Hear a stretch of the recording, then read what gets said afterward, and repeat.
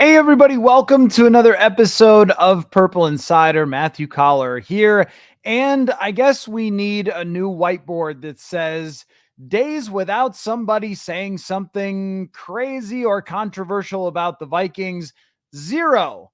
We went through it with Tua talking about Brian Flores the other day, and well, Mike Zimmer sat down for a one-on-one at Cowboys camp. Mark Craig of the Star Tribune went out there, talked with Mike Zimmer, and boy, did Mike Zimmer talk a lot in this interview. So that's where I want to begin the show. But of course, that's not the entire show. I want all of you who are tuning in live here to jump in the comments section. We got football next week, and I can't wait. And I'm sure you guys are very excited as well. After many, many months of off season, we are finally here. So I wonder what's on your minds. Put it in the comments section, and I'm happy to have any discussions you'd like to have. But I pulled from Mark Craig's article 6 comments from Mike Zimmer that I wanted to talk about before I get into your questions and reactions to the Mike Zimmer interview with the Star Tribune. The first one is that Mike Zimmer did not address the team after he was getting or after he got fired, and said he has not watched one Minnesota game since. And when he commented on that, he also added that why should he address the team when they're the ones that got him fired? And I actually thought that both of these comments were pretty telling about just Mike Zimmer in general. And before we get deep into this, I've said this many times before that my experience covering Mike Zimmer was much more good than it was bad. I learned a ton of football from him. And as far as defensive football minds and guys who know how to coach their scheme and know how to call plays and all that stuff, Mike Zimmer is one of the best. And he has long been one of the best at his craft. But the end of Zimmer's tenure, and really from 2014 through 2019, he had one of the better runs in Vikings history outside of course, Bud Grant, but one of the better runs in Vikings history as a head coach, probably behind Denny Green, maybe behind Jerry Burns, but that might be even with Mike. And we remember so much more what we saw last than we do what we saw at the beginning, which was him taking a completely downtrodden team and making it into a contender in year 2 of his tenure, going to the NFC Championship in 2017, winning a playoff game in 2019. And a lot of that was the way that he had built the defense, how he called the defense. And it's funny because his relationship with offensive coordinators was not always good, and yet getting the most out of Case Keenum and Kirk Cousins to date, best season statistically, 2019, his highest quarterback rating of his career, also came under Mike Zimmer. So I tend to have a balanced approach to the Mike Zimmer conversation.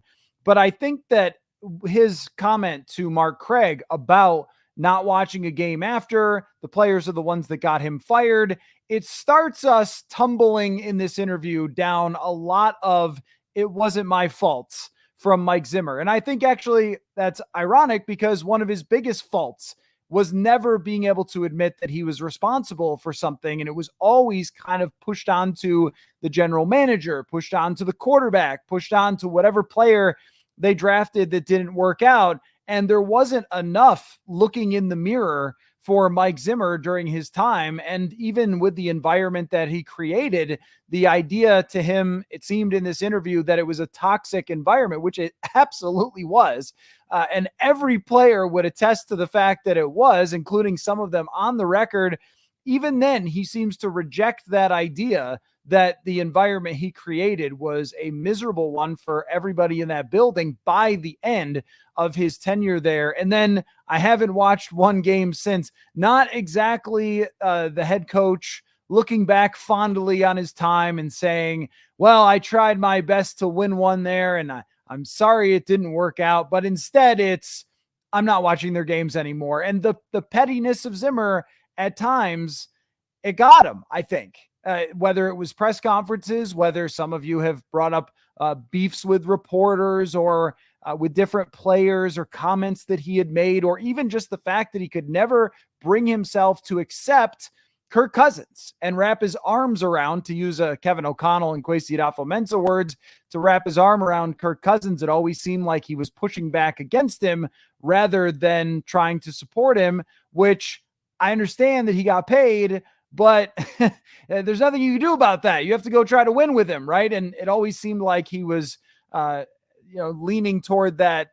Well, it's not my fault that we didn't win the Super Bowl. It's because we paid Kirk too much, which we will get into here fairly soon. But staying in that grumpy old man part of the story, and we're breaking down, if you're just joining the show, breaking down Mark Craig's interview in the Star Tribune, a must read. Go check that out. Very good work by Mark, section by section with different things, talking with Mike Zimmer. But a lot of the subject was about his end in Minnesota, much more than his new start in Dallas. And he talked about, both he and Eric Hendricks, who is there now in Dallas, talked about his fear-based comments. And essentially what Eric Hendricks said was that it was a very difficult time for everybody there.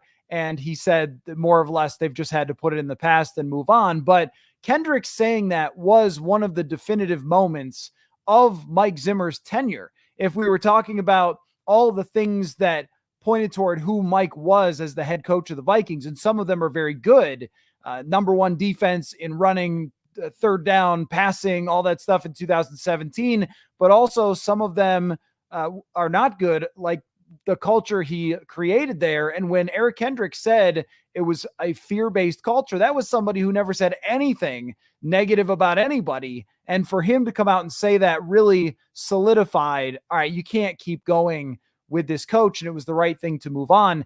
Also, our friend Tyler Dunn, who comes on the show sometimes, Go Long, formerly of Bleacher Report, also had covered the Packers and Bills as a beat reporter. He did a story on Mike Zimmer a couple years ago, and he talked to Terrence Newman, and Newman further discussed the environment that was inside of Zimmer's building. And Zimmer said that he is done with Terrence Newman because of the comments that he made, which I think further points to not looking yourself in the mirror and saying, hey, Terrence Newman's not a crazy person. Nobody was more loyal to Mike Zimmer than Terrence Newman. He came with him from Cincinnati. He was with him, I think, early in his career in Dallas. He was like the Mike Zimmer guy. And I can understand why Zimmer was hurt by the comments, but also truth is truth. And I found that to be a notable nugget, that he couldn't handle one of his former players that he really liked saying, Mike, there's some things wrong with how it was run there. And instead of talking to him saying, hey man, that wasn't how it was supposed to go, he's done with him. Terrence Newman, his guy. Newman played till he was 47 years old for him. It just all kind of comes back to the same theme throughout. But some juicy things as well. Zimmer said that Rick Spielman tried to trade for Justin Fields, which I believe it was our friend Courtney Cronin who reported that right after it happened. So confirming what we knew, that they did try to trade up. And I also believe it showed up somewhere in a Carolina Panthers draft day video that the offer wasn't good enough or something like that. And Zimmer said that when they picked Kellen Mond, he walked out of the room and left the building. I mean, I guess he wasn't a fan from the start. And this is where you have to, there's no way to not compare Kevin O'Connell and Mike Zimmer in some ways. Kevin O'Connell tried his best with Kellen Mond. Now, Mike was right. And so often we have to come back and say this. Mike was right. He was right about Kirk getting paid too much. He was right that Kellen Mond wasn't a great prospect. But to walk out of the building and to admit that you walked out of the building in rage over a third-round quarterback when they had a bunch of third-round picks, and he said that he felt that Rick Spielman had drafted a bunch of backup players when they needed key pieces with all those third-round picks. Now, you could make an argument, and I think we probably did that draft night, that they should have traded up because it was a thin draft. And maybe there's truth to that. I think I remember talking about how it was interesting that they did not try to trade back up. I remember going through that second round and sort of waiting. Are they going to do it? They got a bunch of third-round picks. Are they going to do it? And they never did. And, well, Mike was right again. They got mostly backups. But if you look through that third round, I don't know that there's a lot of great players that year. It was kind of a top heavy draft, and they ended up getting Christian Darrisaw. So he did get a key starter, just not on his side of the ball. And it does make you think about what would have happened had they traded for Justin Fields. Would it have been different? Could it have kept them around a little bit longer? I don't know. I think Justin Fields has a fatal flaw to his game.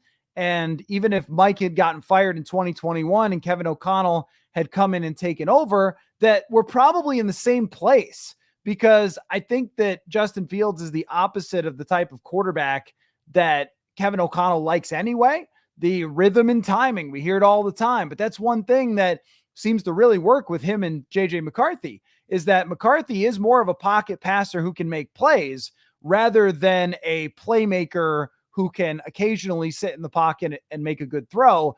But you do wonder if that might have been different had he been here with Justin Jefferson, the running ability that he has. Would they still be talking about, hey, if he takes the next step, then we're almost there? I don't know. And it doesn't strike me that Fields maybe got even the best coaching when he was in Chicago, because Matt Eberflus arrives and they tear apart the entire team.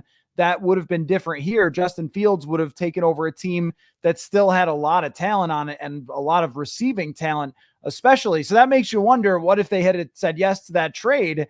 And that would have meant that Kirk Cousins would have been gone after that, rather than signing another extension. And it would have been, 2 years of Justin Fields starting? I assume it would have been 1 year of Kirk and then 2 years of Fields starting. Life would have been a bit different there. We would have seen a lot of Justin Fields and Justin Jefferson. Might have turned out better with a better offensive line and coaching. I don't know, but unlikely that Fields was ever going to be a great quarterback. I think probably things worked out better with the fact that they ended up with JJ McCarthy. But Mike Zimmer's treatment of Kellen Mond in this article continued. He had a couple of strays for people, as Mike Zimmer always does. And one of the things he said about Mond was he played 3 NFL snaps and 2 were bad. What did this guy do? Kellen Mond wasn't very good. I understand that. He was a nice guy. He just didn't have it. And that happens a lot. And third round quarterbacks, especially, that happens a lot. It's not like they spent 4 first round picks for Kellen Mond and he can't let it go that it wasn't a good draft pick. They drafted other defensive players in that draft that didn't work out either, which was a main reason that Mike Zimmer's tenure came to an end. And you certainly have to wonder at some point too about whether Mike cared at all about development at that point, and just, he was trying to save his job. And if that hurt some of the players that they did draft. But I don't even know what Chris Boyd said. Chris Boyd, former special teamer. But this one of the things about Mike is that he is actually hilarious. He is a super funny person. And this is really, I laughed super hard at this. Chris Boyd was a pretty good special teamer for him for a few years in a corner that rarely played. And I don't know what he said about Mike Zimmer. I couldn't dig it up. But Zimmer's response was, you had more special teams penalties than anyone I can remember, which is true. Because if you recall, he had, I think, 3 penalties for blocking in the back, which is a great memory, Mike.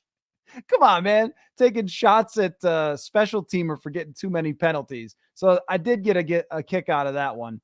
Next comment from Zimmer, said, we paid Kirk a lot of money and ended up having to get rid of some guys on defense and weren't able to get the ones that we needed. And that is really what it all comes down to with Mike Zimmer, is that there are 2 different versions of this head coach.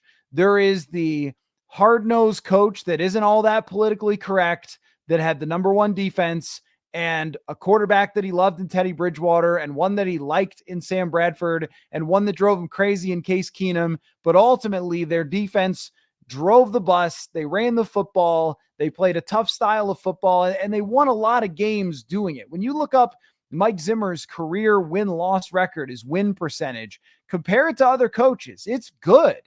There's not that many coaches that have Mike Zimmer's win percentage, because the start of the Mike Zimmer era was good in a lot of ways. 2016, that was not on Zimmer, I did not think. going through the Teddy thing, losing the 2 offensive tackles, losing Adrian Peterson. So much happened in 2016. I don't know how they would have got through that. The Norv thing, I mean, I guess you could look at Zimmer and say that's his fault, but there was a lot happening in that season. 2018, I think, was the reality of teams that win, that the following season is always a lot harder. But that one, we can look at Zimmer and say, you hired an offensive coordinator that you couldn't get along with and that wanted to do nothing but throw the ball when you don't want to throw the ball. Why did you do that? I mean, right? And yet it always comes back to Kirk making a lot of money. But you know what?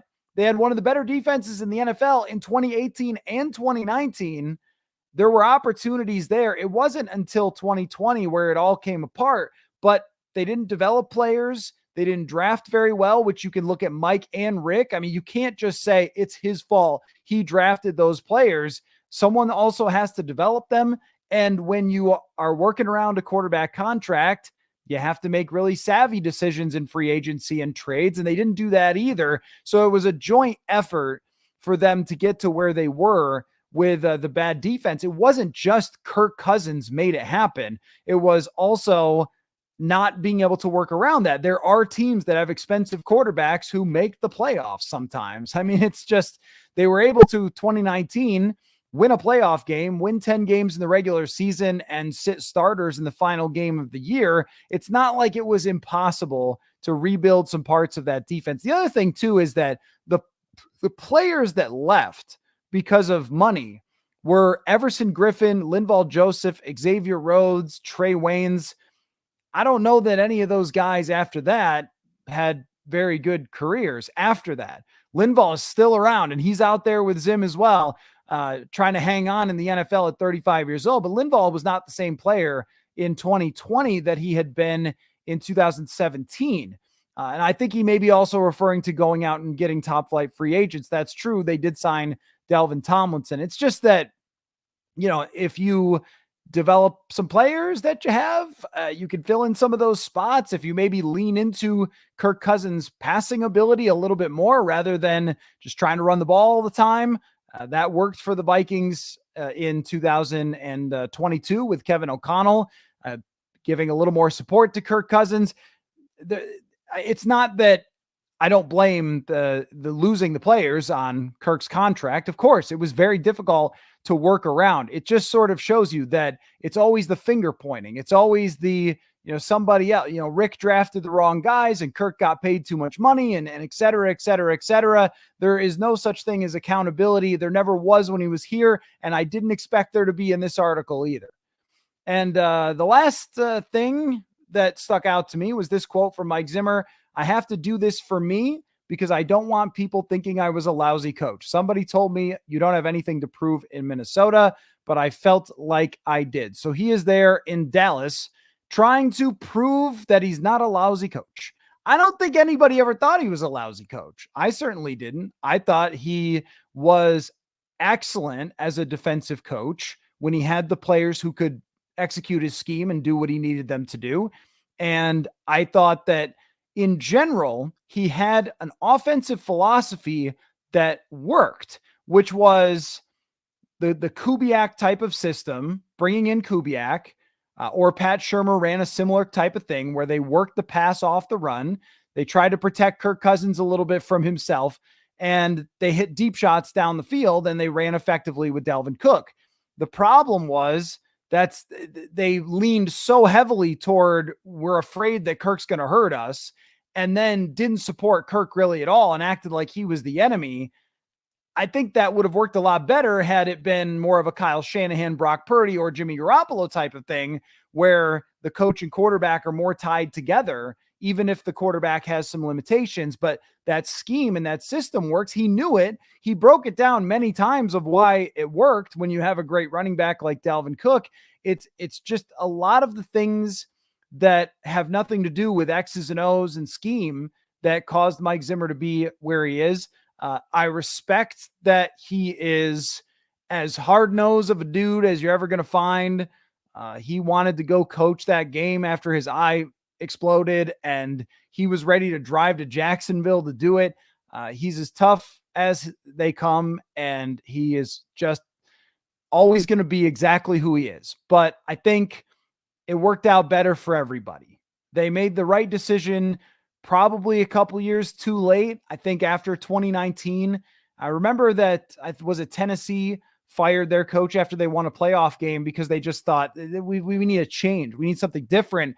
And the Vikings probably should have done the same thing and made a change, drafted a quarterback in 2020 and took the team in a new direction. And it felt like for 2 seasons, it was a waste of everybody's time and whatever players were still there. And it was briefly reinvigorated by Kevin O'Connell with most of the same players and just a new attitude. And also, things went certainly right in 2022. And overall, the organization lands a coach and a general manager that I think are headed in the right direction for them. There's with both people, with Rick Spielman and Mike Zimmer, actually with everybody, with Kirk Cousins as well. There's a lot of things that you could give them as being very much on their side and very much positive toward them.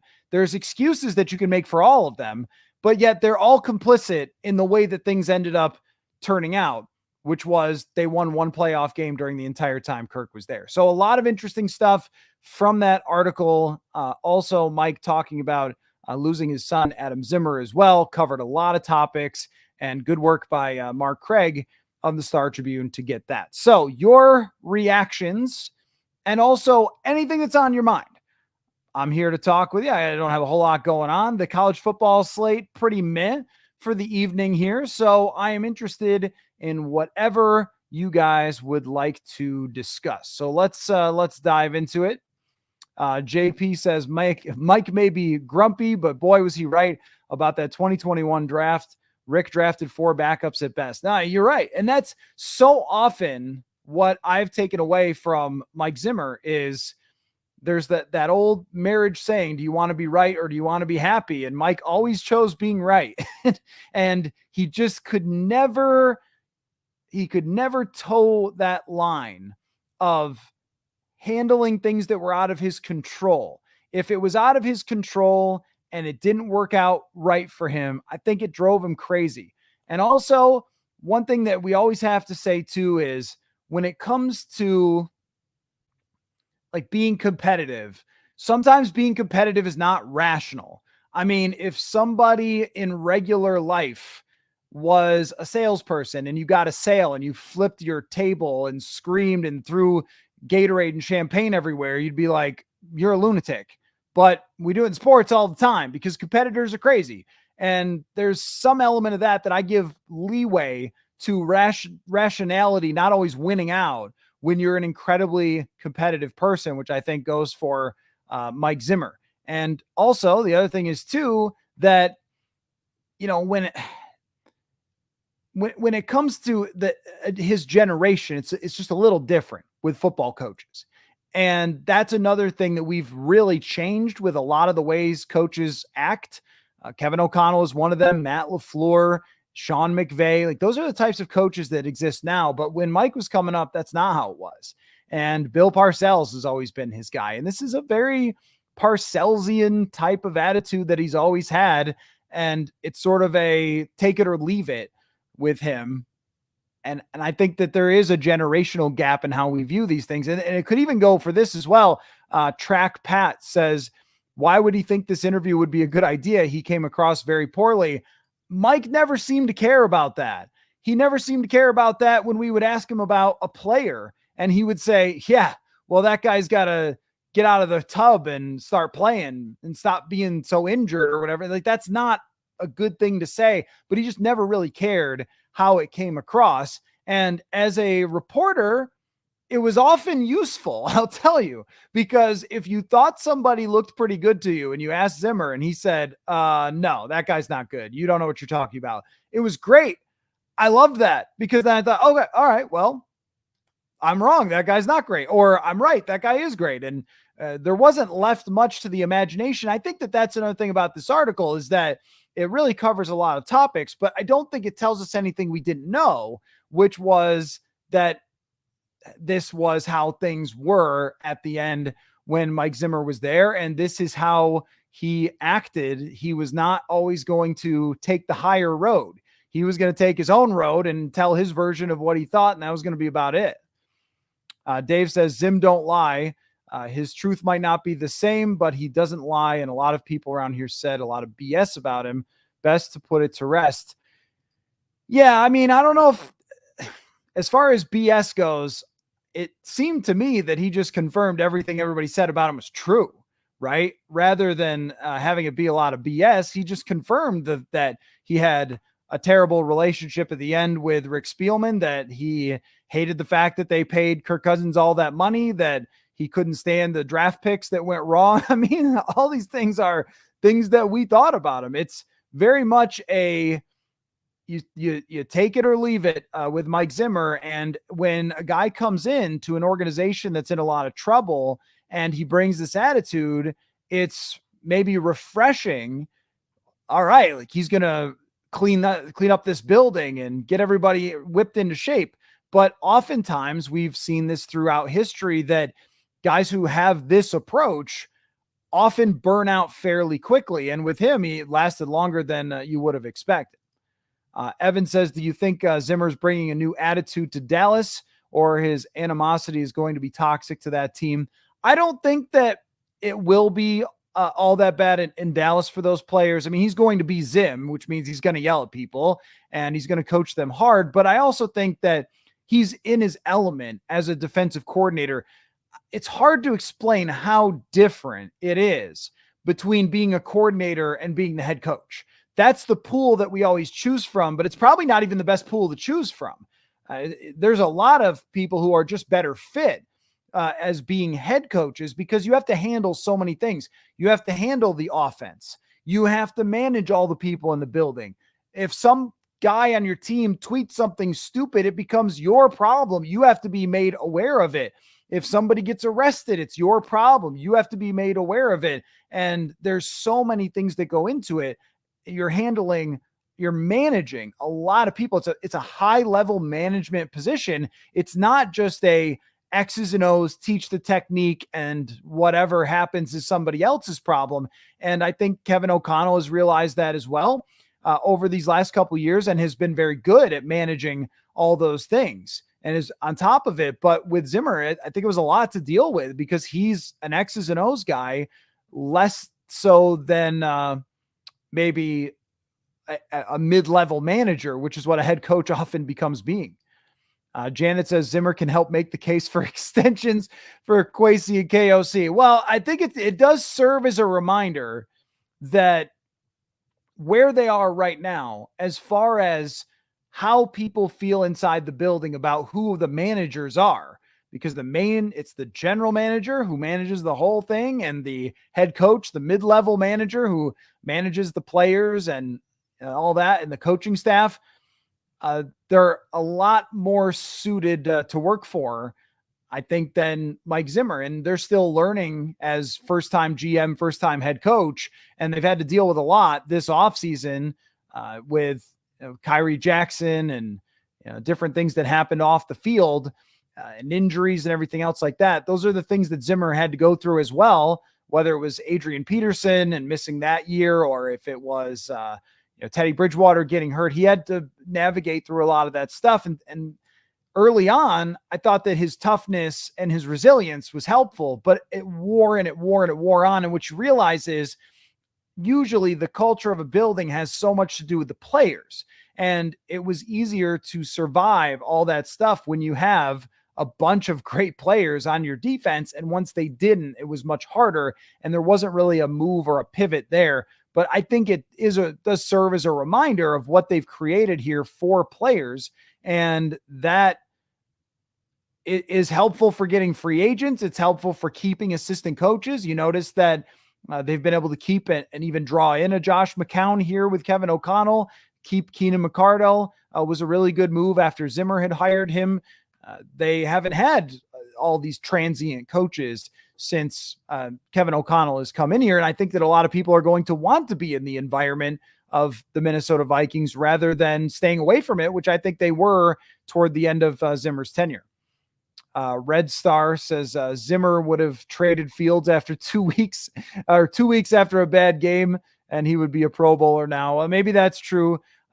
It's just if if they had drafted a quarterback that was Zimmer's idea, I think he would have liked the guy to the end of the earth. And if it was Rick's idea, then he wouldn't. I mean, that's kind of how it is and how it felt with him. If he didn't like the draft pick, then it didn't seem like he had any interest in developing the player or, going forward with somebody. And with Kellen Mond, sometimes guys are just a little bit in over their head in the NFL and they can't play in this league. And that's Kellen Mond. Kellen Mond could probably be a coach somewhere. He was a great college player. He was a great high school player, but the NFL is just a very different league. And I'm sure Mike Zimmer realized that right away. But instead of looking at it and saying, okay, this guy's in over his head, I'm going to try to kind of protect him a little bit.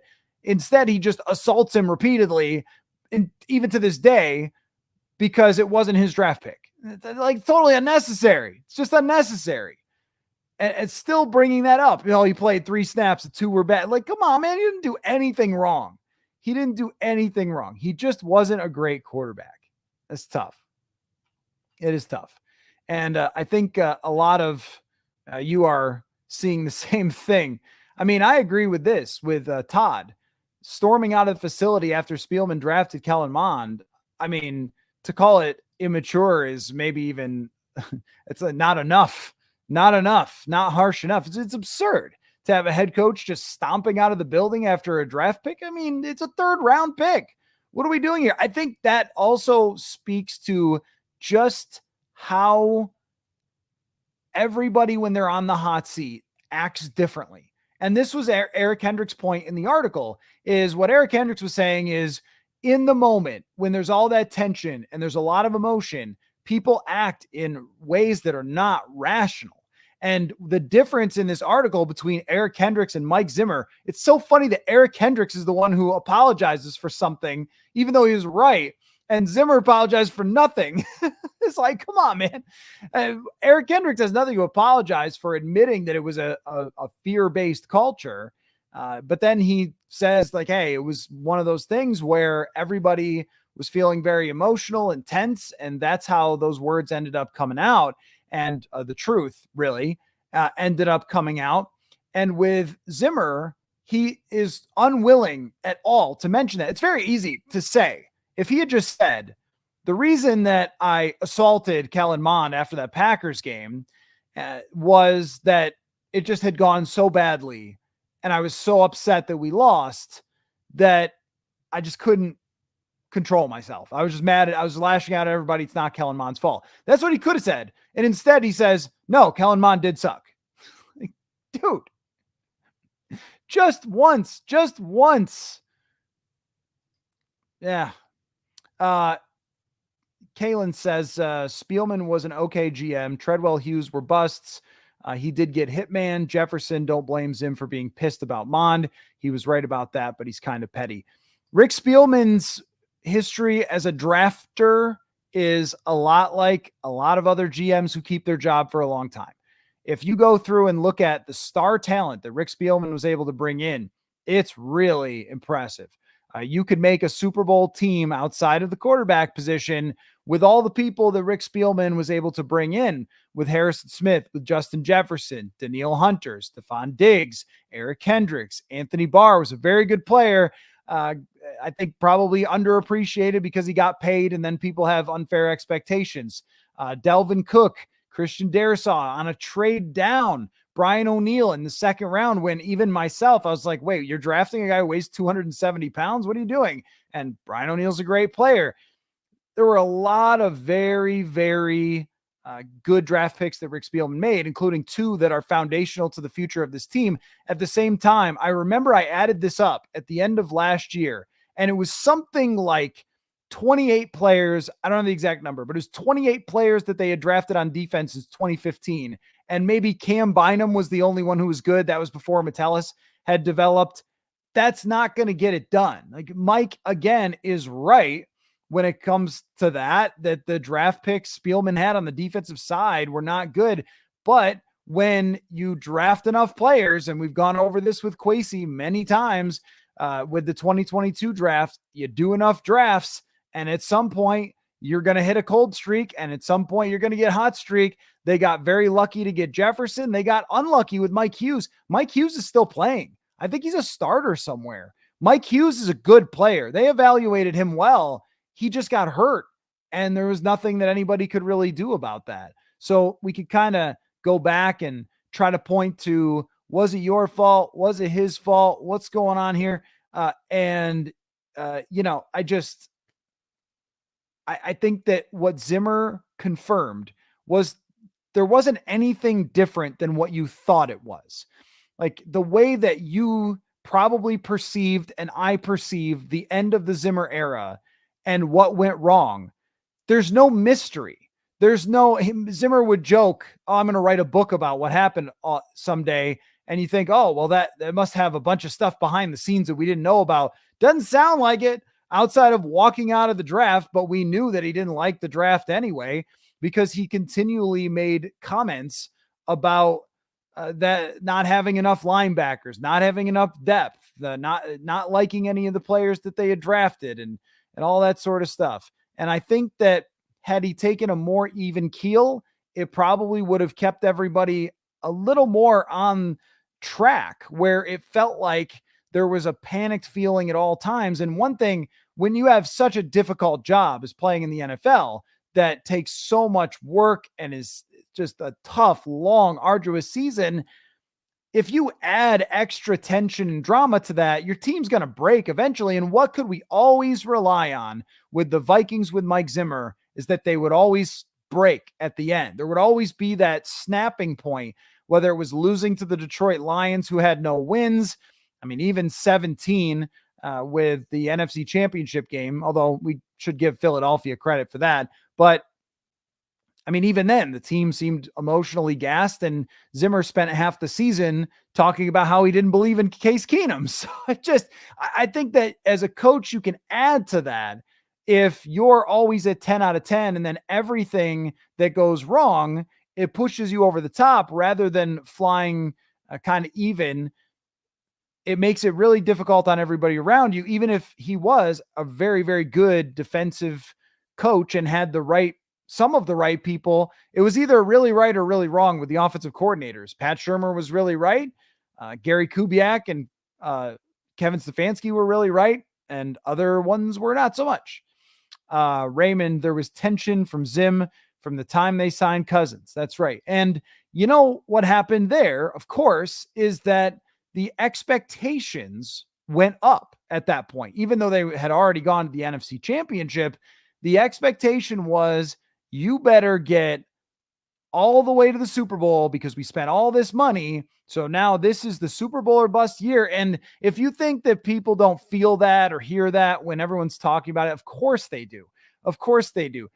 They know what's being said out there. They know what the expectations of the ownership are. When you sign Cousins, it is Super Bowl or bust in 2018.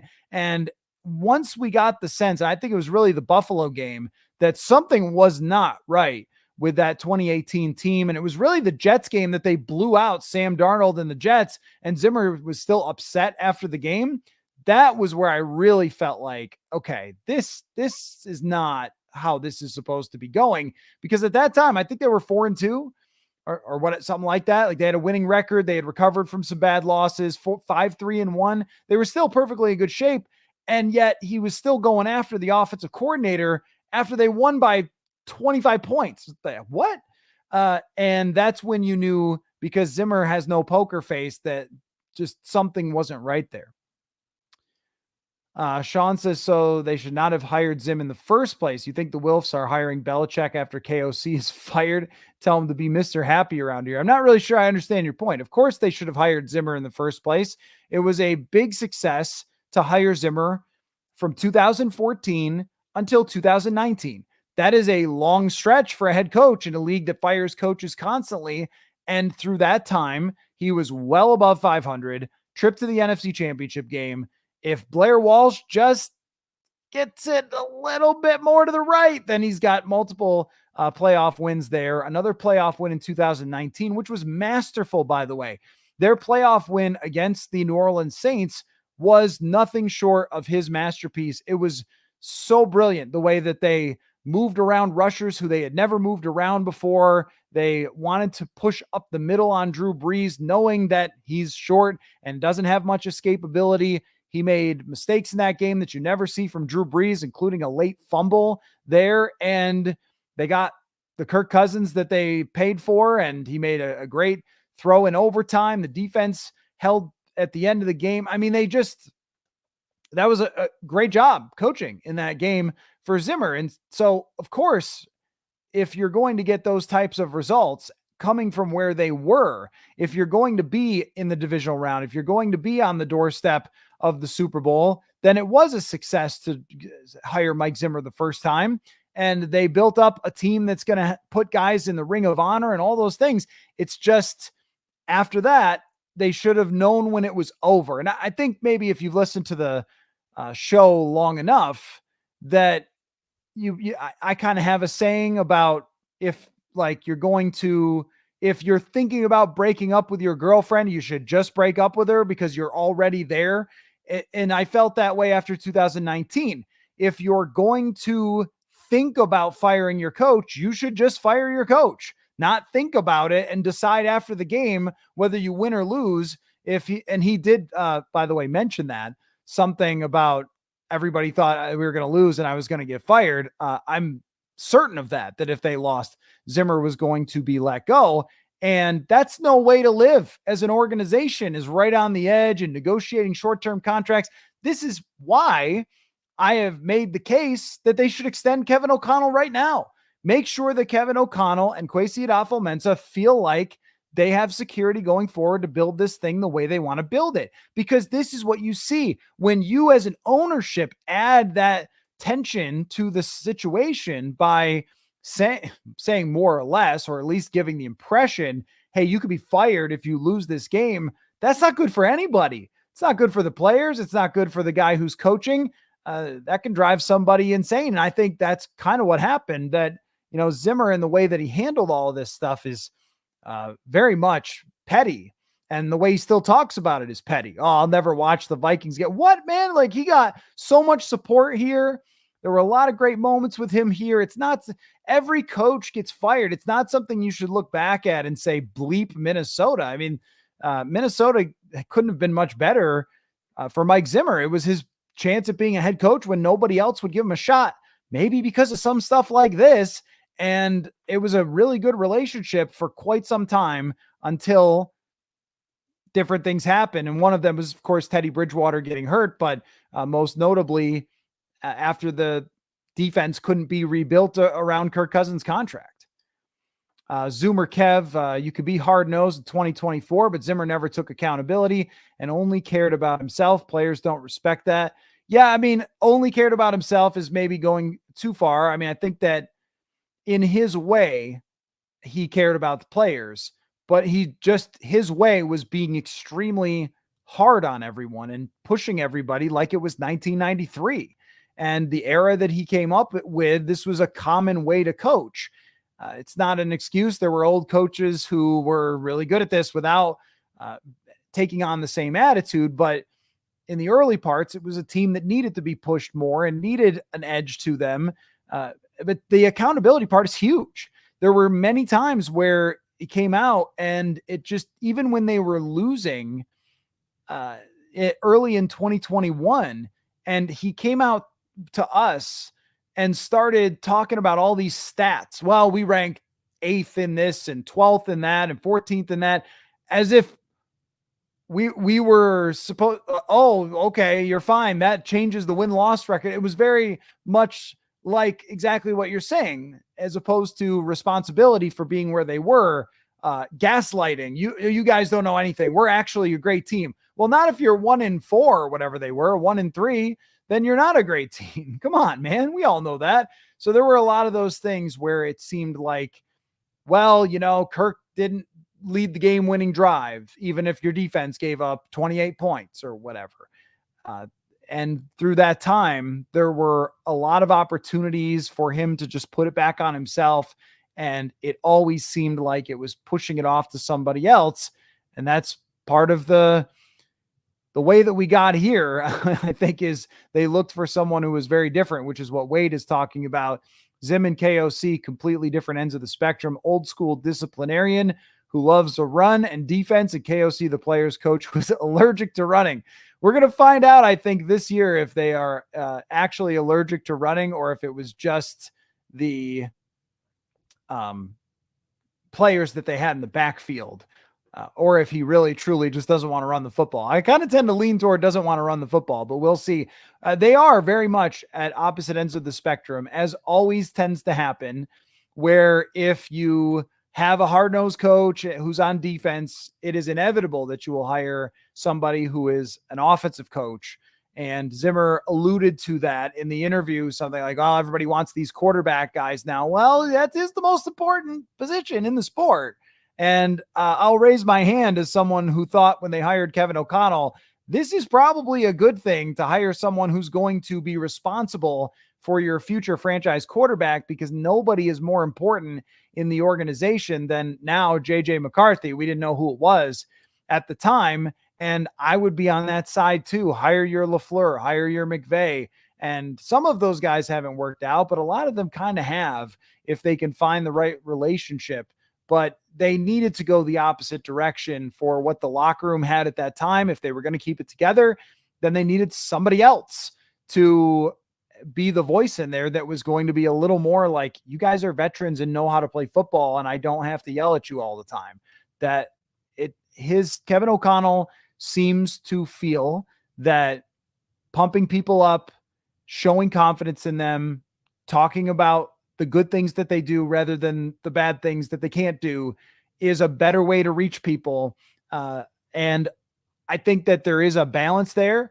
If you blow sunshine up people's shorts all the time, maybe it can lead to people not taking you as seriously. I don't think that's what Kevin O'Connell does, but I think that there is an element of this game that requires an edge and requires toughness and somebody to be the disciplinarian because you are in charge. And with the Jordan Addison situation, I do wonder what Mike Zimmer's reaction would have been. And maybe I would have sided with him on that. But overall, you'd much rather be on the side of someone who can not feel like you're just whipping around in the wind all the time with Zimmer, with the emotions of the game. And when you are always on 10 out of 10, as far as your tension and your emotions, and you're just always ramped up, then I think it's easier to be thrown off and for your team to be thrown off than it is if you have someone who's much more on the optimistic and positive side. There's all sorts of different styles that have worked. Bill Walsh was the intellectual type of coach, and you had somebody like Bill Parcells who was the hard-nosed and difficult coach on his players.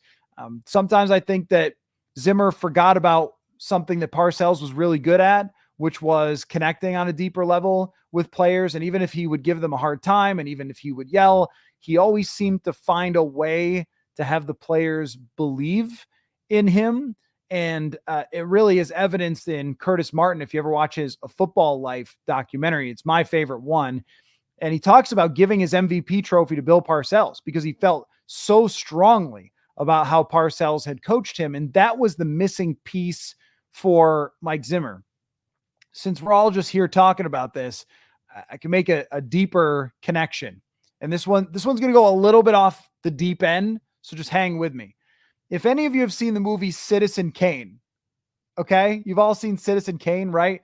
Well, in Citizen Kane, he says Rosebud, and spoilers, the movie's from like the 50s or 30s or something. So it's his childhood sled is what Rosebud is.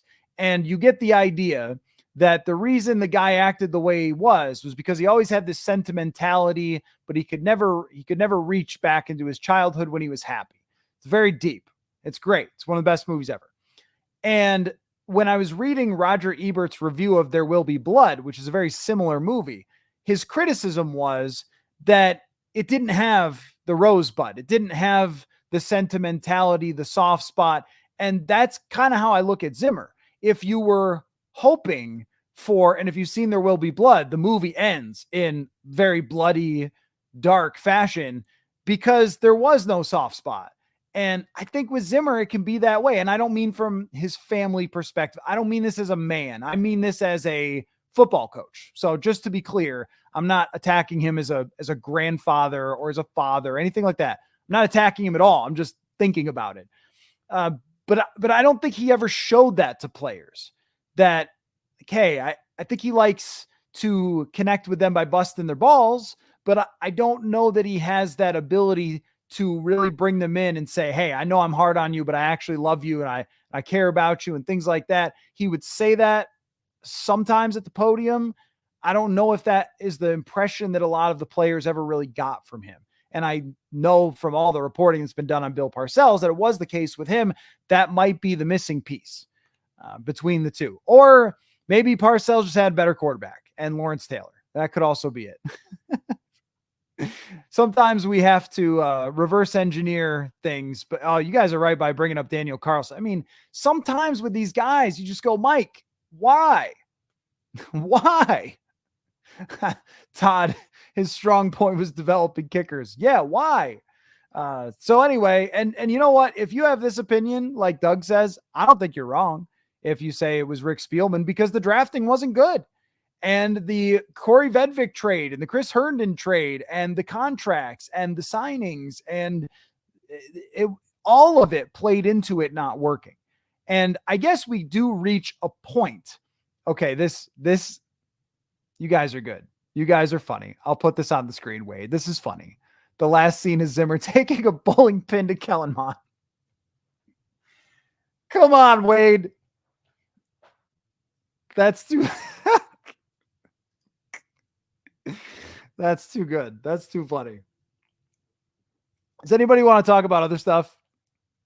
I really want to play a damn football game. Don't you guys? I'm so sick of this. Everybody, this person said this person said that. Brian Flores is a bad guy. Zimmer's a bad guy. Okay, let's play some football. Maybe we could do that. You guys got some questions? I mean, this, Brad, a good question. Why did Zimmer do the interview? I think it's because he was hanging on to some stuff and he couldn't not say it. I have said this before. There is a Twitter meme where it's don't say it, don't say it, don't say it. And then the person says it anyway. That's Mike. Don't say it, don't say it, don't say it. And then he says it. Oh, thank you, Nino. The Boyd quote was from Pat Peterson's podcast where he said that the coaches, let's see, there was so tight and anal that they were surly with mistakes. Yeah. Well, yeah. But here's the thing. It's a very difficult needle to thread when it comes to players and mistakes, because Chris Boyd did keep blocking people in the back. It was a phenomenon almost. It just kept happening. And if you're the coach, don't you have to say that pretty strongly at some point? But I think Zimmer said everything strongly. And that's maybe the issue when you talk about coaches being surly and stuff. I think it was more of, if you are always taking the same approach to everything, not just big egregious things, then you do end up wearing on players. That's more of what it is. And there's coaches who are really good and really accomplished who, if you talk to some of their players, they'll say, yeah, at first it was good. And then after a while, that act wore on everybody, because you hear the same messages over and over. And when you don't win, we just tell a different story. When you win, oh man, that hard-nosed coach whipped them into shape. And when you don't win, that guy, he just turned the organization inside out and was the worst. That's just how it works in sports. So there you go. Let's see. Nada says, you've had a few pundits on lately. How does Matt not come up with a 17-0 regular season? Yeah, it's hard. It's hard not to come up with a 17-0 regular season. And my recent pundits, they have, I think, been very much towing the line with this team, which everyone has to do. Walking the fence. What's the cliche I'm missing here? Just sitting on both sides of the fence, whatever it is. Nobody has wanted to come out and say they'll be awful. And nobody has wanted to come out and say, you're not going to believe how great they're going to be. It's going to shock you. Because everyone knows that that rests on the broad shoulders of Sam Darnold. And that's not somebody that any of the pundits want to make their bet on and just come out and say, no, I think they're right up there with the Lions. Can you make an argument across the roster that they are close to the Packers? Of course. The Lions, I don't think so. I just think they're too deep and the offensive line is too good. You can't argue with that. And it's always been my feeling that if you rank somewhere between 10th and 20th for an offensive line by PFF, okay, you could probably be just fine. If you rank in that top 5, it's a massive advantage. And that's what the Lions have over the Vikings, who I think are probably more like the 10th or 12th best offensive line. So they've got them there. But if you look at the Packers roster, their line has questions. They don't have a number one receiver. If you look at their defense, they've got some potential holes there on defense, but it just keeps coming back to that same quarterback position. And I've been doing a bunch of statistical research and diving into what Sam Darnold's teams were like before. Do you know this guy had one season where his offensive line ranked above 20th of his entire career? And guess which season it was? 2022, when he played his best football. And in 2022, actually his whole time in Carolina, he won 8 out of 17. All the other quarterbacks who played there won 4 out of 16. And his quarterback rating was 10 points higher than theirs. So there's a lot of evidence that you can support Sam Darnold with versus the situation he has here and the receivers he has here.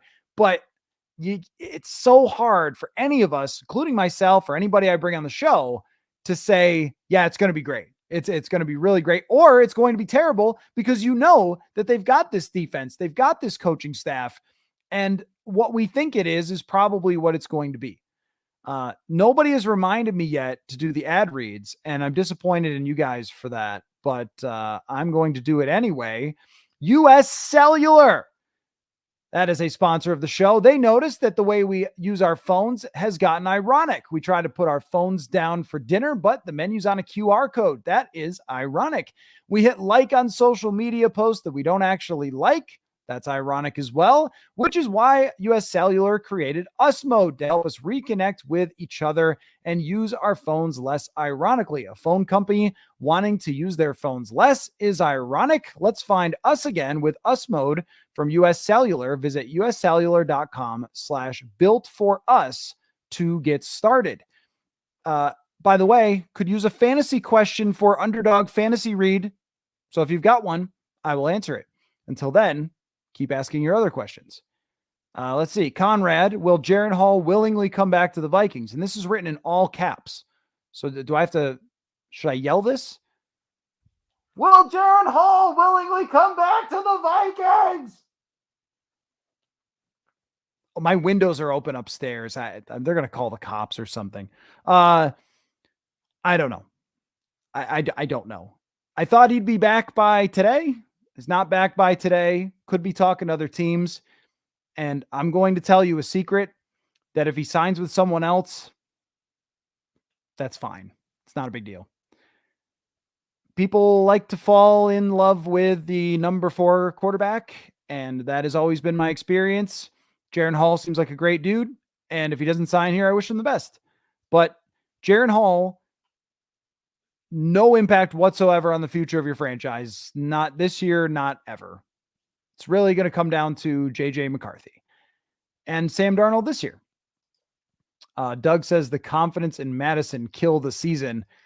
Yeah, I mean, kind of in both ways. They were confident that he could be the guy. And then when he wasn't, they had no confidence in him. And then they kept passing with Josh Dobbs.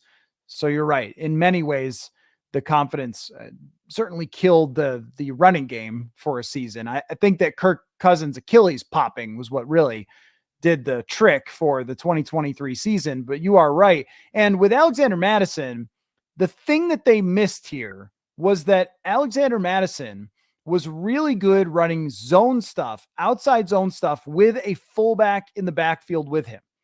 That's where he had succeeded before. And he had been a good running back, mixing in for Dalvin Cook. But single back mid-zone system with Ezra Cleveland and Ed Ingram at guard, I think this system that they run really requires good guard play, and they haven't had it. Maybe it'll be better with Blake Brandel, but I never thought Alexander Mattison was the type of running back that no matter what you throw him into, he's just going to dominate. He needed the right type of blocking and type of system to be an average back, and he was not able to do that. Conrad continues. Am I going to have to yell all the questions, Conrad? Will they bring back Kene Nwangwu? I don't think so. The fact that he failed the physical made that make sense more. It was surprising when it happened, and then suddenly not surprising. He had a back injury last year, and you always worry about back injuries long term. I don't know that that's why he passed the physical for sure, but we can maybe guess that that could be it, that they would bring him in, take a look at where the back is, and maybe the Vikings just thought, if we try to run him out there for a full season as the kick returner, then we're going to be scrambling if he gets hurt again. And that's why they decided to move on. That doesn't come with any sources or anything else. But when someone fails the physical elsewhere after being cut, surprisingly, put 2 and 2 together, and that's what you got. Wade, here's a football question. Why do all the national predictions seem to inadequately take into account coaching? I don't think KOC and Flores are both being top half coordinators is being taken into account. Yeah, well, I agree with you there that when you take into account, plus the impact of a player like Justin Jefferson and how much improvement they made on the defensive side, that hasn't been talked about a whole lot. But when Vegas puts you at 6.5, you're just not going to get a lot of discussion from anybody about anything. They're not going to look too deep into your team. You have to earn that for the preseason people on the national side to talk about your team like a real contender. Next year, I think that the takes are going to be pretty well informed on the Vikings because they'll be discussed as a team that's going to be on the rise with JJ McCarthy coming back. But when you're running out a career quarterback who's, I think, 15 games under 500 with a 78 career quarterback rating or whatever it is, who has failed in 2 different locations, I don't think a lot of those folks are going to go out on a limb and say, yeah, actually, I think that coaching is going to get this team into the playoffs, especially with the way the NFC North looks. Here, we've seen these gentlemen coach. We've seen the offense with Kirk Cousins, especially, and how good it could be. And Sam Darnold is clearly better than Josh Dobbs, clearly better than Nick Mullins, or way more talented at least. And the defense is improved.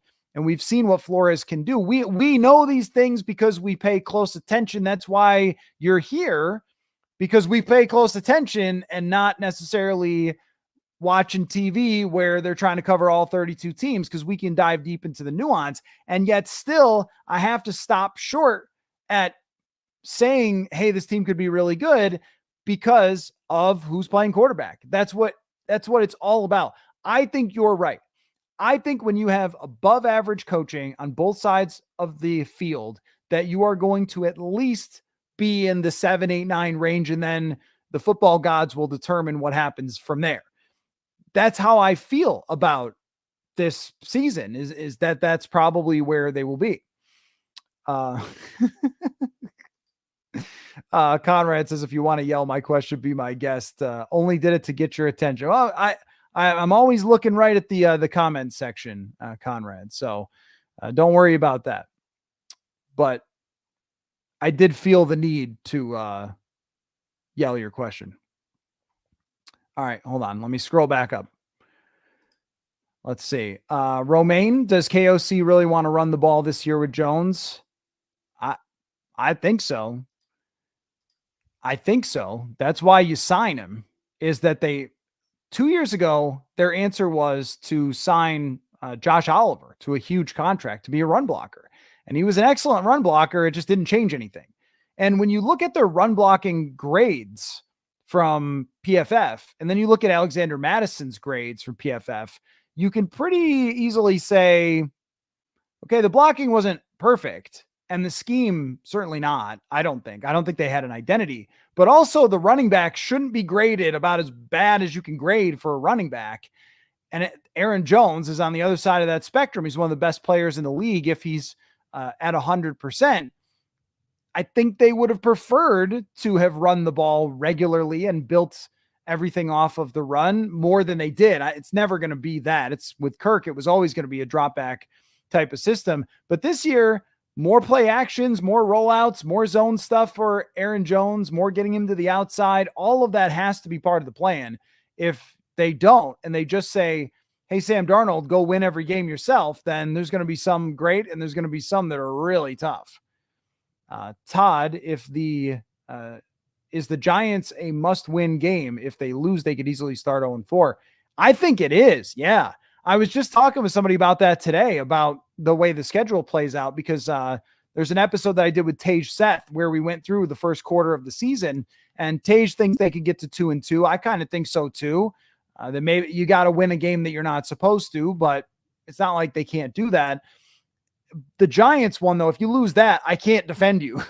I can't project positively anything else beyond that, because this isn't even Tampa Bay. Tampa Bay did have a pretty nasty defense last year. They got a lot of stars on that side of the field. They also especially had two good receivers, and Baker Mayfield did a great job keeping the ball away from them, and then they shot themselves in the foot. But I think the Bucs team last year is better than what this Giants team is. This is a game that you should absolutely win, and you could lose the next three. I still think they'll get one that maybe people don't expect against either San Francisco, Houston, or Green Bay. But that's the point about winning the Giants game. And I always really enjoy thinking about this, how the schedule kind of crumbles and what happens if you win this game. If you lose that game, then how does it feel? What does the path look like? Because there are so few games and they do have a huge magnitude. If you win the Giants game, then you can go 1-2 the next couple weeks and come out 500 after that, and then get into the schedule. Yeah, you're going to play the Lions, the Rams.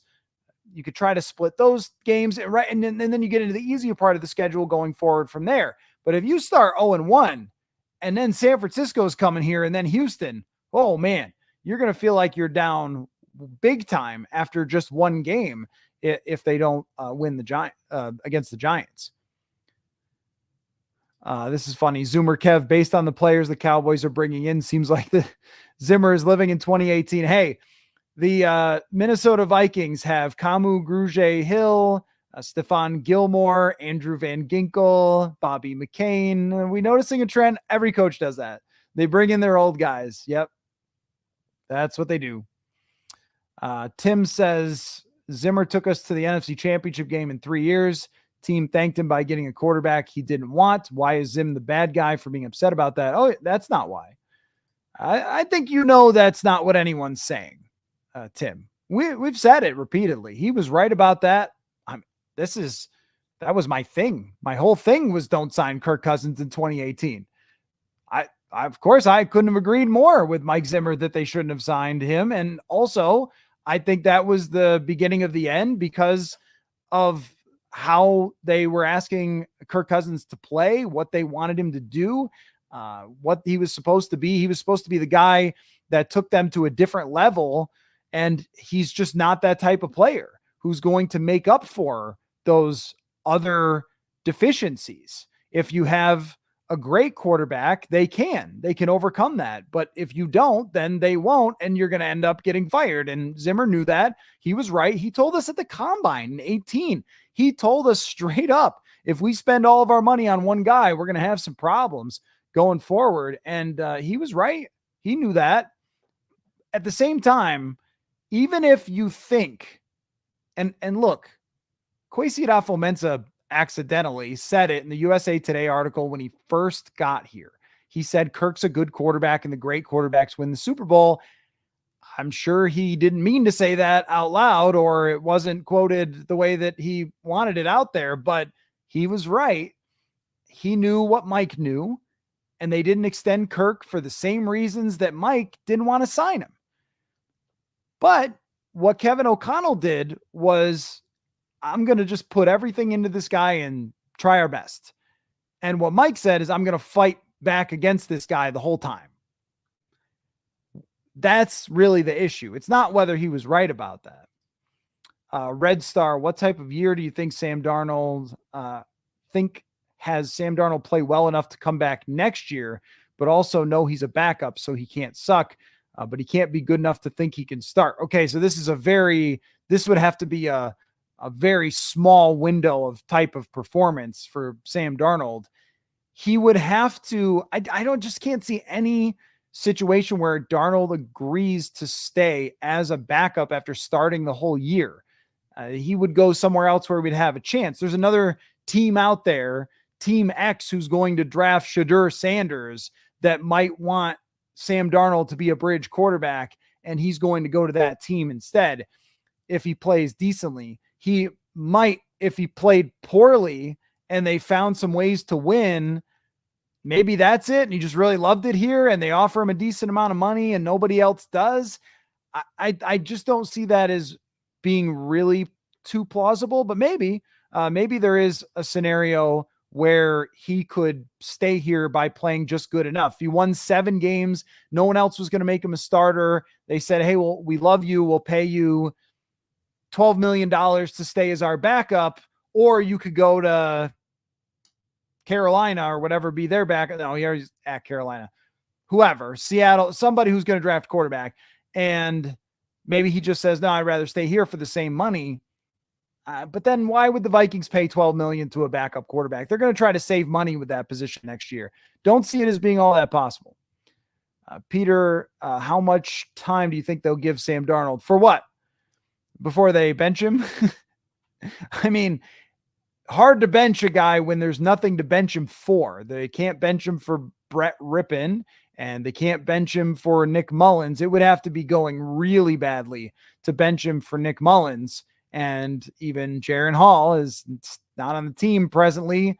They'd have to be out of the playoff race completely to play anybody who's on the younger side. How long they're going to give them? 17 weeks. And strap yourselves in, my friends.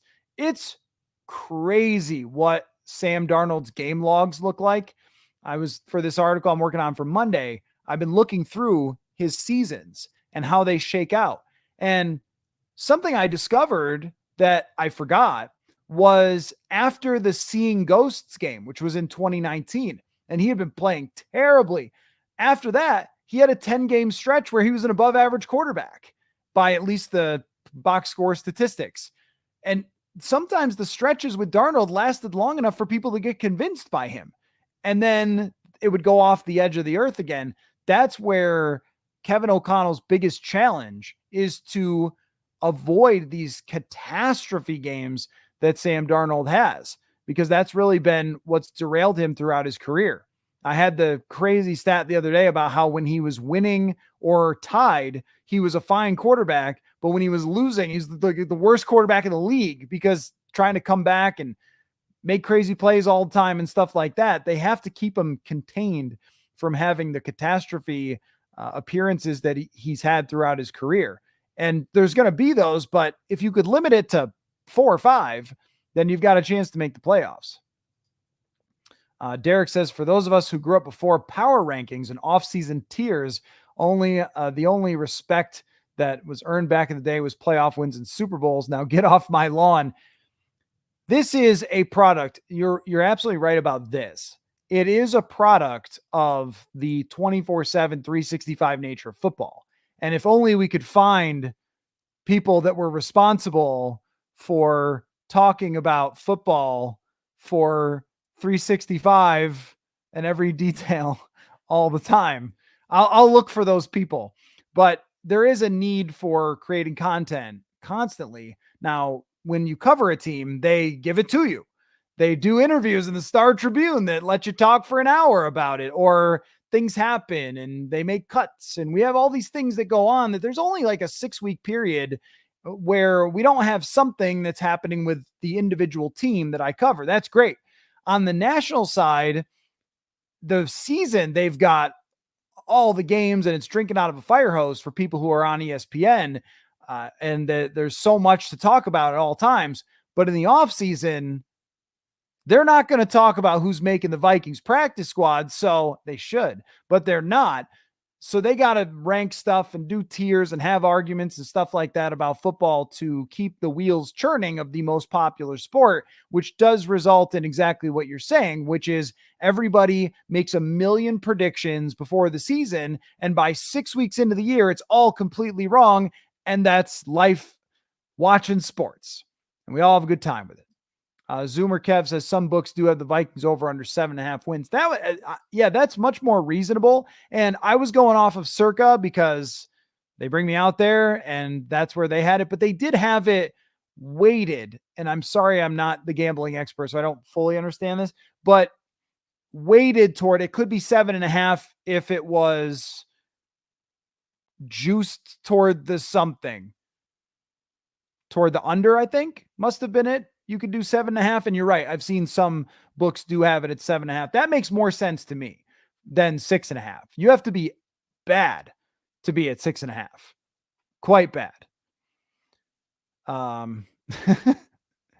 Serious question. Does Kwesi have a martyr complex? I don't know what a martyr complex is. You're going to have to, in capitals, explain to me what that is. I don't think the man has a complex at all.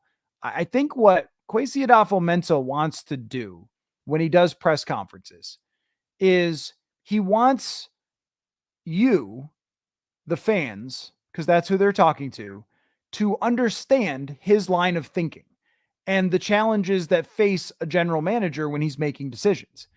Sometimes the way that it comes out can end up as a meme. And sometimes it could be a very complicated concept that he's trying to explain in a 45-second answer. And I would just implore everybody to go back and listen to my interview with Kwesi Adofo-Mensah in this format, where he had 20 minutes, just me and him talking about team building and football and the draft process of picking JJ McCarthy. And what you heard from him is with more space to explain than a press conference what he was thinking, because at a press conference, you're trying to get a lot of answers. Well, how's the guard look? How are you building your team? It's like, it's a lot. It's a lot. And some general managers will just say nothing. And what Kwesi tries to do, and again, sometimes stumbles while doing this, is really lay it out. This is how I view this problem that I'm trying to solve of building a championship level team.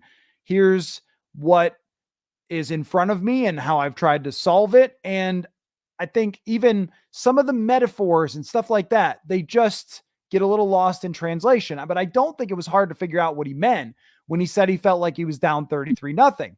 He meant when you looked at the 2022 team on paper that he was taking over, and he's looking at it from a 3-year window and what do you call it? Time horizon, which of course people made fun of, but it's just 3 years.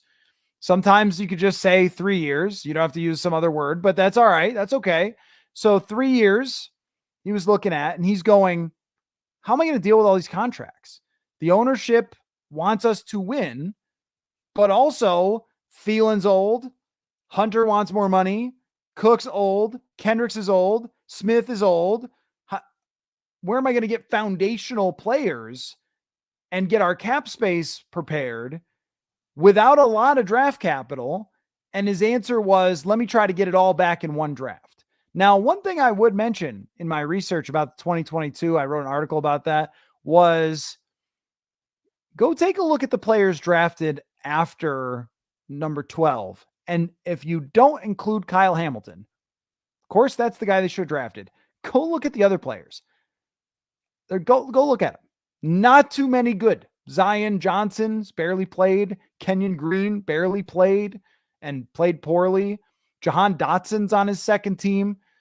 Just saying, that was something I stumbled across, but that was his point.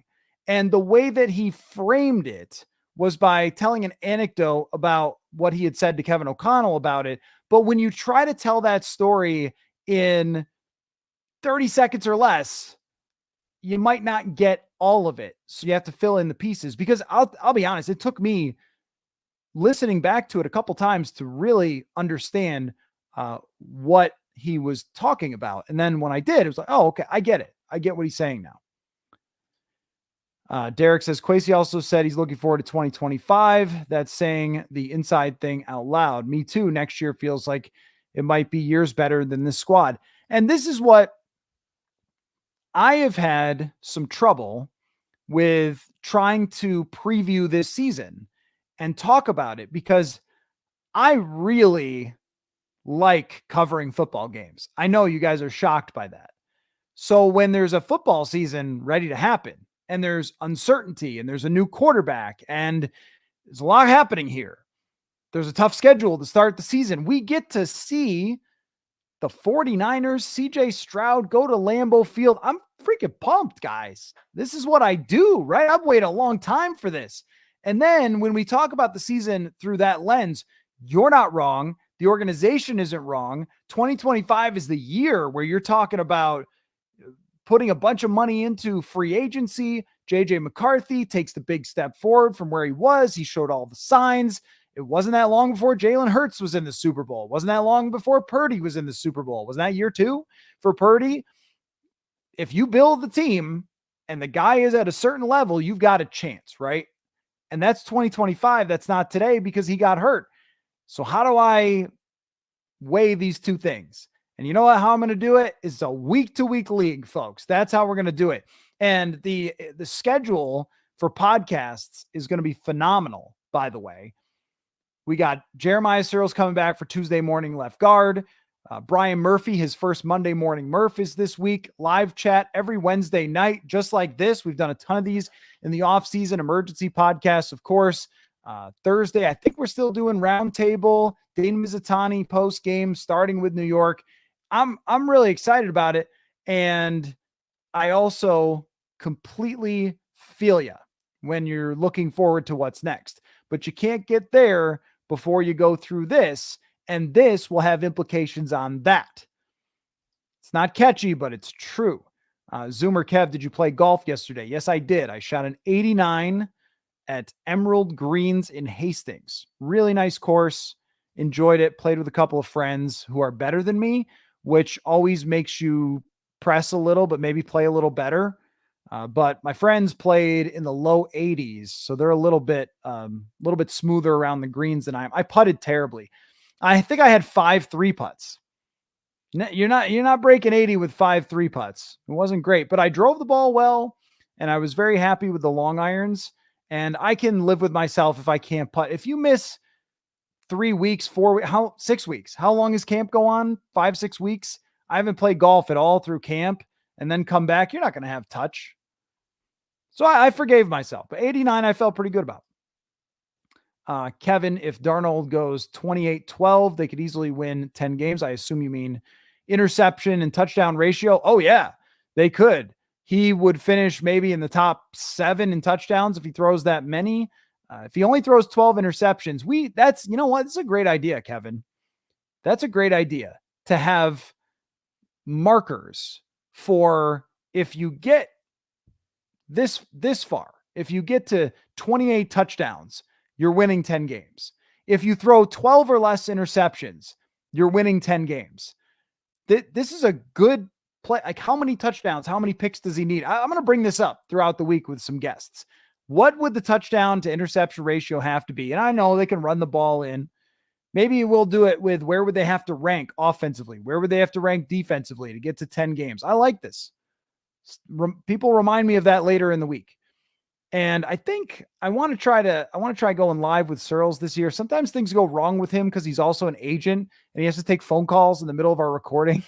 So I got to check with him first if we can go live and answer questions. I'd like to, though. Janet, I know I've evolved a lot in my job. Why not Sam? I mean, it's happened before with a lot of quarterbacks.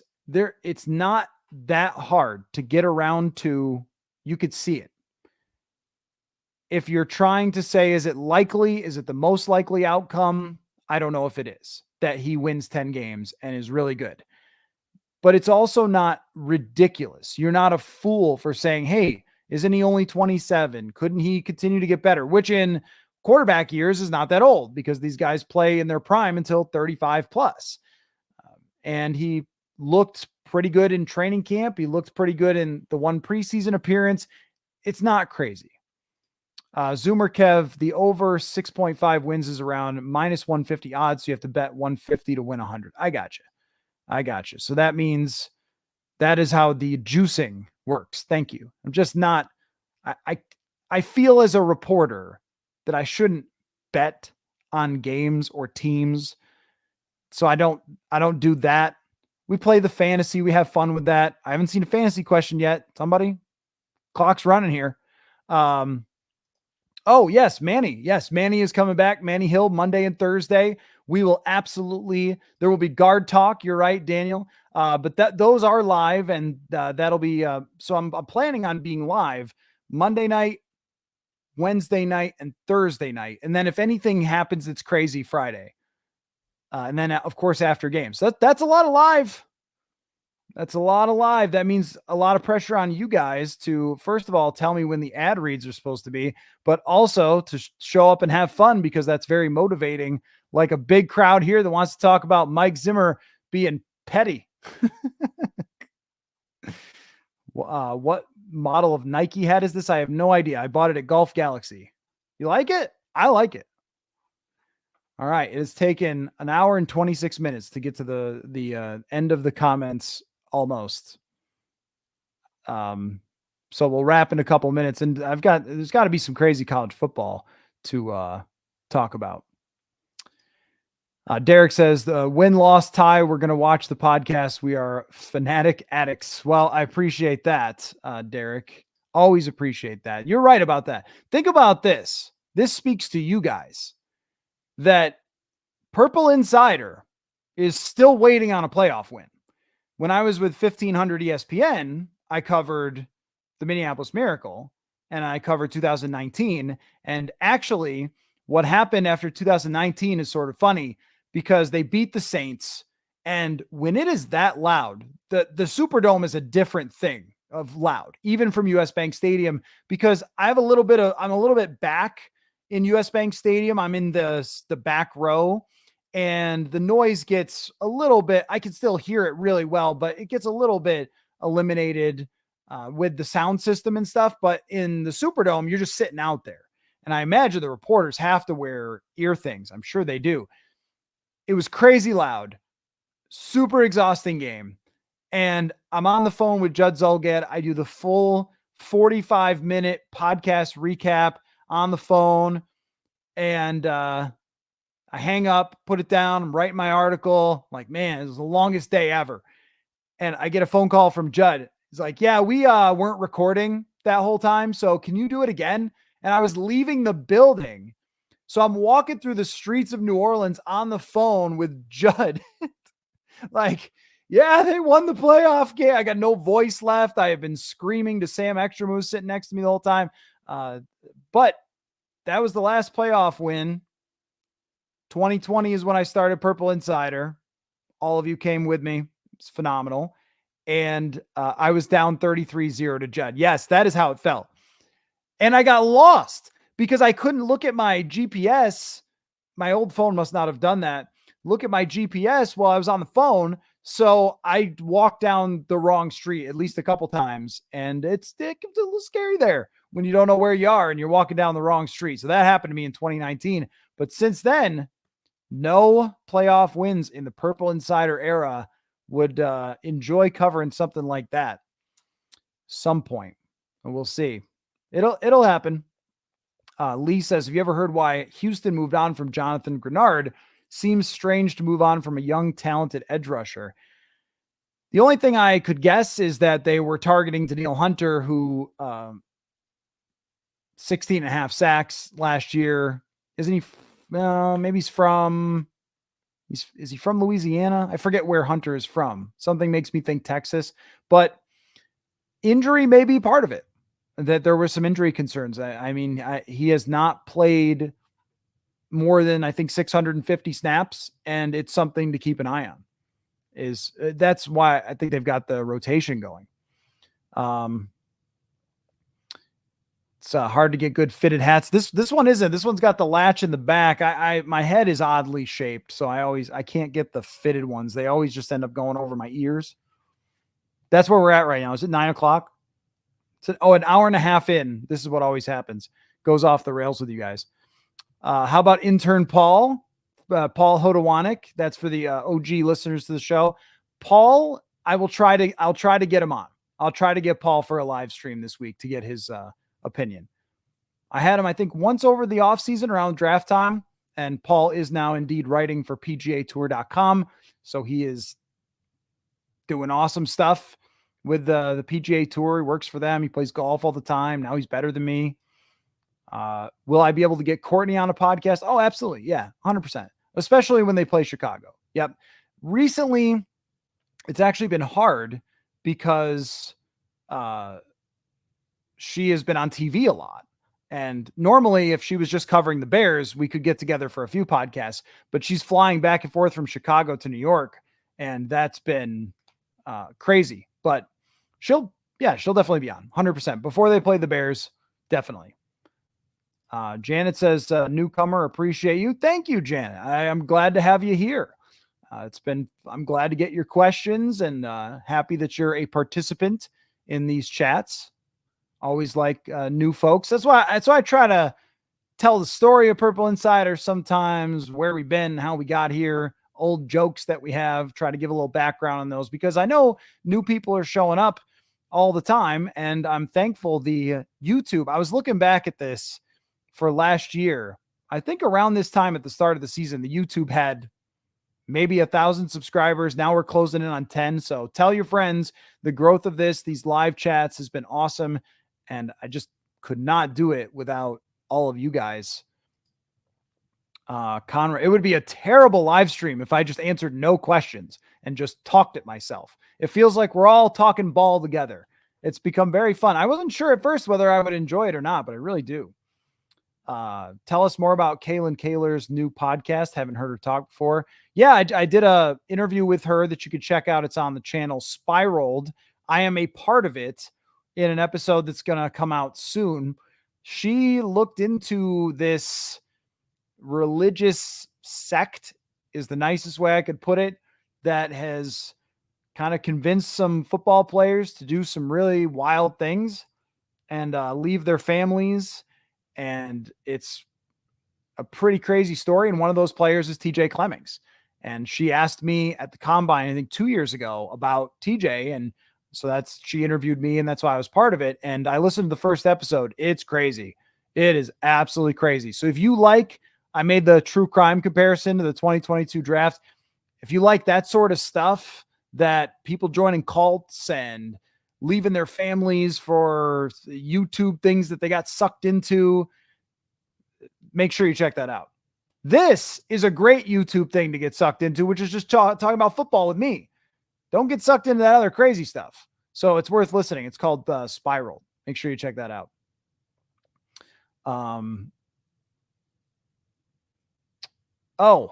So I'm not sure, Ross, am I going to do the podcast with that franchise guy again? Marcus Whitman is who you're talking about. Great guy.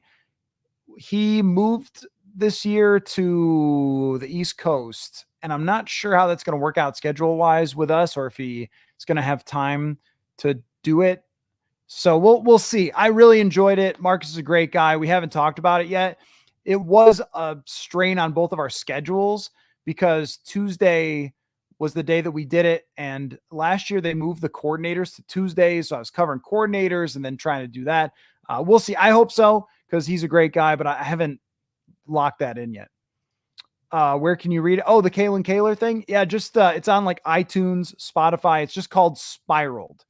I was able to find it. I'll show you what it looks like. I was able to find it pretty easily.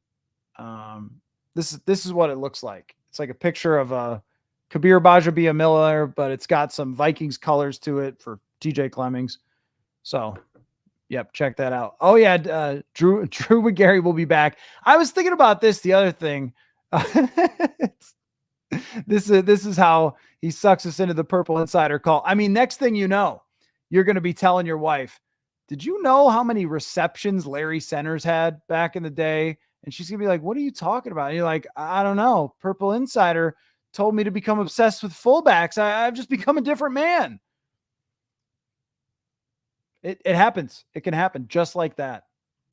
But yes, Derek, Drew McGarry will certainly be back on the show, and give him credit for only cussing one time the last time he was on. Anyway, so yeah, but no, seriously, it's going to be a very exciting year for us. I feel like we've reached this point with Purple Insider where I have a real team. Like you guys are mentioning the different people that come on and that are guests and that have been huge for me to have on the show, like Drew, like Courtney, Jeremiah, Manny, all the people that are part of the Purple Insider team. It's been awesome. And the other beat reporters who will be making regular appearances, Andrew Kramer, Will Ragetz, Alec Lewis, Kevin Seifert. So you're going to hear from everybody on the show. Yes, the Bible, that's definitely sacrilegious. We shouldn't call it that, but I didn't say this. You did. The Bible is my book. And let's not say that. Let's not say that. I'm always like being wary of what the aggregators will take from the show. Now they're going to take, at Matthew Coller says his book is like the Bible, only for the cult of fullbacks, which is us and purple things. Okay, maybe that's it, Wade. The cult analogy is great because it's all the purple Kool-Aid we're drinking. Well, you guys do have to, I've thought about this, and I like this about what we have here, is it does take a certain type of person to be watching a live stream talking Vikings in the middle of June. And a lot of you were there doing that, asking questions, and your obsession is both healthy and great because this is the greatest game to follow. So I'm glad that all of you guys are as insane about football as I am. And I look forward to continuing to lead these conversations that will not destroy your families, but you should just keep listening. So anyway, before this gets even weirder, we should probably call it a night. And I'm watching my friend's dog, so I've got to walk that dog. Thank you so much, everybody, for watching, listening, jumping along. And I don't know if anything happens, it always could in Purple Land, then I'll jump on tomorrow. I wasn't planning on it. The next time you'll hear from me is Monday Morning Murph with Brian Murphy. So we will catch you all then. And yes, I do have the Diet Dr. Pepper alongside. So thanks a lot. And next week, guys, football season is here. Can't wait. Football. See you then.